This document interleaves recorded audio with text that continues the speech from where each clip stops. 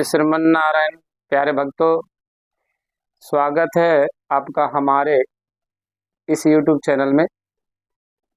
तो आज हम लोगों ने पिछले पार्ट में पढ़ा था कि चर राशि, क्रूर राशि, सौम्य राशि और पुरुष और स्त्री राशि कौन कौन से राशियां हैं। तो इतना आप लोगों ने समझा होगा कि देखिए, अगर आप लोग सीरियल वाइज याद रखिएगा किसी चीज को, क्योंकि नाम से याद तो जरूरी है, लेकिन अगर सीरियल वाइज याद करेंगे तो हमें जल्दी ही याद होगा। जैसे कि मैंने आपको विषम राशि बता दी, 1, 3, 5, 7, 9, 11, यह विषम राशि यानी पुरुषोचित जो राशि है। तो अब सीरियल वाइज देखिए, अगर याद रखिएगा तो फट से पता चल जाएगा। बोले विषम राशि के अंदर कौन कौन सी राशियां हैं? वह पुरुषोचित राशि है, जिसे पुरुष राशि भी कही गई है। और वही सम राशि के अनुसार अगर हम याद करेंगे तो फट से याद हमें हो जाएगा। नाम याद करना बहुत मुश्किल हो जाएगा, क्योंकि उसके अंदर वृष राशि है, कर्क राशि है, कन्या राशि है, वृश्चिक राशि है, मकर राशि है और मीन राशि है। तो नाम याद करना थोड़ा सा कठिन हो जाएगा, लेकिन नाम पे भी याद रखिए। ऐसा नहीं हम बोलेंगे कि नाम को याद ना करें आप, लेकिन अगर सीरियल वाइज अगर याद रखेंगे तो थोड़ा सा समझने की बात है। कि जैसे ही हम लोगों ने पढ़ा है पिछले पाठ के अंदर कि हमारे जो सम राशि है वही स्त्री राशि है, उसे सौम्य राशि भी कही गई है। तो अब ये मान लेंगे कि 2, 4, 6, 8, 10, 12, तो ये विषम राशियां हो गई, तो यह स्त्रीयोचित राशि हो जाएगी। आज हम लोग बात करेंगे राशि और उनके स्वामी की। आप लोगों ने नक्षत्र पढ़ा होगा, उसके अंदर भी स्वामी आए हैं। तो हमारे जैसे कि आपको मैंने बताया है कि 12 राशियां हैं, 12 राशि होते हैं। और 12 राशि में जिसमें हमारे 7 ग्रहों को ही 12 भाव के स्वामी, 12 भाव को स्थान दिया, 12 भाव के अंदर 7 ही ग्रह को स्थान दिया गया, यानी 7 ही ग्रह हैं। 7, जहां की सूर्य से लेकर शनि तक के ग्रह होते हैं। इतना तो आप लोग सभी लोग जानते हैं। सूर्य से लेकर सूर्य, चंद्र, मंगल, बुध, गुरु, शुक्र, शनि। अभी यहाँ पे 2 राशि जो हमारे प्लस राहु और केतु, राहु और केतु, इनको भौतिक शरीर नहीं होने की वजह से इन्हें स्वामी का यानी इन्हें कोई भाव घर इन्हें प्राप्त नहीं है। तो इनको भी बाद में समझेंगे। आप इतना समझिए कि जो 12 राशि हैं उनके स्वामी 7 ही ग्रह होते हैं। जैसे कि मैंने मान लिया कि यहाँ मेष राशि है, मेष राशि, तो मेष राशि के जो स्वामी हो जाएंगे वह मंगल हो जाएंगे। अब मैं आपको यही बताऊंगा। पहले नंबर तो आप ये समझिए कि 12 राशि के जो स्वामी होते हैं वो सिर्फ 7 ग्रह ही हैं, 8वां नहीं है, राहु केतु को नहीं लिया जाता है। तो आप इसको समझिए कि हमारे राहु केतु का कोई राशि नहीं है। इन्हें सिर्फ इनका भी बताएंगे कौन सा स्थान होता है, इनके लिए स्थान भी दिया गया, वो भी बताएंगे हम आप लोगों को। तो पहले आप तो यह समझिए कि 12 राशि के 7 ग्रह इनके स्वामी होते हैं। 7 ही ग्रह हैं, सूर्य से लेकर के शनि तक का। अब ये कौन कौन से ग्रह होते हैं? तो सीधा सिंपल सी बात है, जो 7 ग्रह हैं, तो जैसे कि हम लोग मानते हैं सूर्य, सर्वप्रथम सूर्य आते हैं और दूसरा चंद्रमा। तो यहां देख लीजिए कि सूर्य को हमारे ज्योतिष शास्त्र में या अन्य जगह भी आप लोग पढ़िएगा तो सूर्य को राजा की संज्ञा दी गई, राजा की संज्ञा। और इनकी जो राशि है वो पंचम राशि है। पंचम राशि यानी पंचम राशि है जिन्हें हम सिंह राशि कहते हैं, सिंह राशि कहते हैं। अब इतना आप लोग समझ गए होंगे कि वहां मैंने आपको क्या बताया था, विषम राशि की यह है। तो विषम राशि, तो यह समझे होंगे कि सूर्य का स्वभाव कैसा होगा। वहां जैसे मैंने आपको बताया था कि क्रूर राशि भी है, पुरुषोचित राशि है। सिंह राशि जो है वो पुरुषोचित राशि है, पुरुष राशि है। तो उनका स्वभाव आपको इनमें दिखने को मिलेगा। तो यह मानिए कि एक राशि सूर्य को मिला है, एक राशि का अधिकार सूर्य को है, और वही चंद्रमा चौथे नंबर की राशि जो हमारे कर्क राशि। तो चंद्रमा को ग्रह, ये जो चंद्रमा है, इन्हें स्त्री राशि भी कही गई है। चंद्रमा को स्त्रीयोचित राशि कही गई। ऐसा नहीं बोलेंगे कि स्त्री ही है, क्योंकि चंद्रमा के पुत्र बुध होते हैं, और इनकी जो 27 नक्षत्र है, इनके साथ में विवाह भी हुआ है।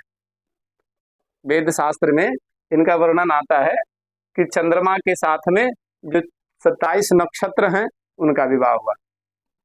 तो यह समझिए कि इन्हें जो संज्ञा दी गई है, सूर्य और सूर्य को बताया गया है ग्रहों का राजा, और चंद्रमा को बताया गया है रानी। रानी यानी स्त्री। तो यह स्त्री राशि भी हो जाएंगे, स्त्री ग्रह भी हो जाएंगे, और सूर्य पुरुष ग्रह भी हो जाएंगे। इतना आप लोग समझ गए। तो 12 राशि के अंदर, 12 राशियों में यहां देख रहे होंगे कि एक राशि सूर्य को प्राप्त हुआ है और एक राशि चंद्रमा को प्राप्त हुआ है। 2 राशि। अब हमारे पास में बच गए 10 राशि। अब हमारे पास में 10 राशि बच गए।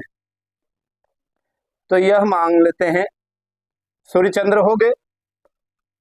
अब यहां तीसरे जो ग्रह है मंगल, इन्हें 1 नंबर की और 8 नंबर की राशि प्राप्त है। 1 नंबर और 8 नंबर की राशि प्राप्त है। बाकी जो हमारे 5 ग्रह हैं, उन्हें सबको 2-2 ग्रह, 2-2 घर प्राप्त है, 2-2 राशियां प्राप्त है। और बाकी जो हमारे 5 ग्रह हैं, उन्हें 2-2 राशि प्राप्त है, 2-2 राशि के स्वामित्व का उनके पास है। तो यहां देख लेंगे बुध ग्रह को भी 3 नंबर और 6 नंबर की राशि प्राप्त है। यहां गुरु बृहस्पति को हम लेंगे, तो गुरु बृहस्पति को भी 2 राशि प्राप्त है। तो वह कौन कौन सी राशि है, इससे आप लोगों को समझने में आसानी हो जाएगी। गुरु को 9 नंबर की राशि और 12 नंबर की राशि, यानी 9 नंबर और 12 नंबर की राशि प्राप्त है। अब यहां शुक्र को देखेंगे। शुक्र देव को यहां 2 नंबर की राशि,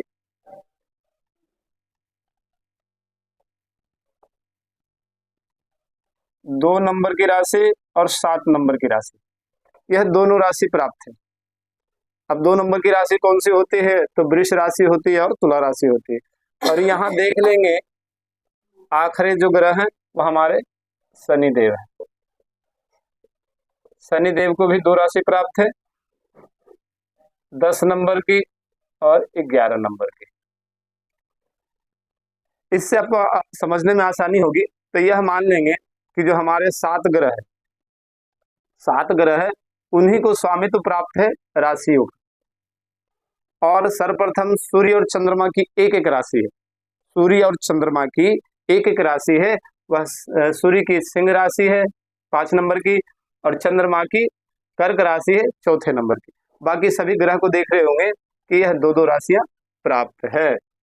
जैसे कि मंगल की राशि है तो 1 नंबर की राशि मेष है, वृश्चिक है, बुध को मिथुन और कन्या है, और गुरु बृहस्पति को धनु और मीन है, शुक्र को वृष और तुला है, शनि को मकर और कुंभ राशि प्राप्त है। अगर मान लीजिए राहु केतु को लिया जाए तो हमारे पास 14 राशि तो है नहीं जो हम उनको दे पाए। तो इसलिए उनका स्थान बाद में बताया जाएगा कि कौन कौन से इन्हीं स्थानों में भी उनको स्थान दिया गया है, यह भी हम बात करेंगे आगे के टॉपिक में। तो आप लोग सर्वप्रथम तो यह समझ जाइए कि 7 जो ग्रह हैं वह उनको ही स्वामित्व प्राप्त है, और सूर्य चंद्रमा की एक एक राशि है, और मंगल की जो राशियां हैं 1 8 हैं, बुध के 3 6 हैं, गुरु के 9 12 हैं, शुक्र के 2 7 हैं, शनि के 10 और 11 हैं। अभी इन राशियों को आपने समझा है कि इनके स्वामित्व प्राप्त है। तो यहाँ अभी आप लोग देख रहे होंगे कि 1 नंबर का 8 नंबर की राशि है, इनका प्रभाव मंगल के जैसा अवश्य होगा, मंगल का प्रभाव अवश्य में होगा इनके ऊपर। बुध की है, बुध की राशियां हैं जो 3 और 6 नंबर की राशियां हैं, वह बुध ग्रह के जिस जो भी नेचर व्यवहार आदि होंगे, प्रकृति गुण रूप स्वरूप स्वभाव जैसा होगा वैसा इनके ऊपर प्रभाव अवश्य होगा।